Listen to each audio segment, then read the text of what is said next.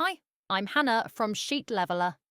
In this video, I'll show you how to reset your Excel spreadsheet by deleting all values but keeping your formulas intact. Step 1. Select all constants. Click anywhere in your worksheet. Go to the Home tab on the ribbon. Click Find and Select. Go to Special. In the Go to Special dialog, select Constants. Make sure only the Numbers option is ticked, then click OK.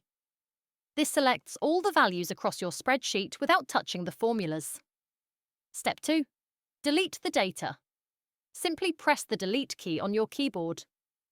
All your numeric values are removed, but your formulas remain intact. And that's it. A quick way to reset your spreadsheet while keeping your formulas safe. I'm Hannah from Sheet Leveler. If you found this useful, give it a thumbs up, subscribe, and I'll see you in the next video.